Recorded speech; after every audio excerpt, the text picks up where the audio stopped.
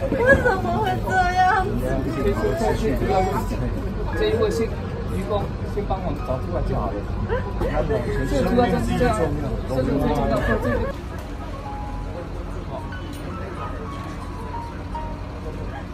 这个草明明才20年，为什么会那么容易断掉了？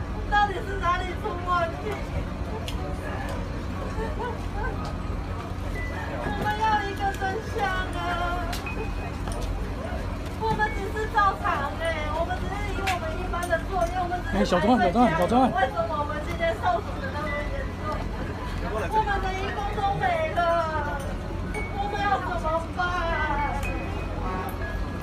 我们要怎么办？我们真的为什么会这样子？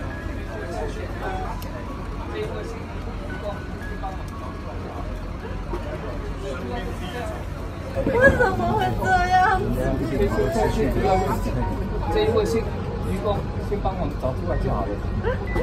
这个主要就是这样，这个最重要，这个最重要就好了。其他一个再讲。那么多个为什么？我们还找不到。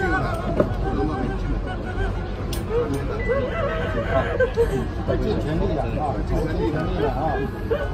拜托。我感动，你比赛是当然那是，啊，拢是讲道理，啊，当然出来去，包括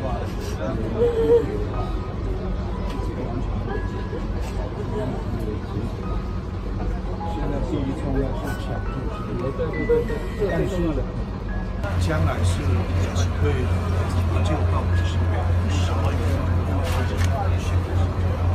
是人为维护，或者是机械或者结构上还有一些缺陷，这个是第2阶段的事情。现在第1阶段一定先抢救，先抢救生命，有不知道生或者要赶快去抢救。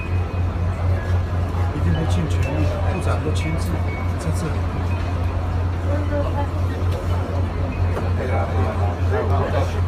所以你会花2天。不管怎么讲，政府都有责任，都对不起现在这些辛苦工作的义工也好，船工也好，船员也好，每一个生命都是珍贵的，没有办法替代。我相信部长一定会尽全力。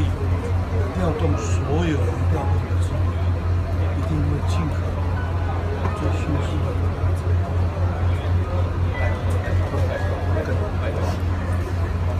一个是这个帮我们谢谢。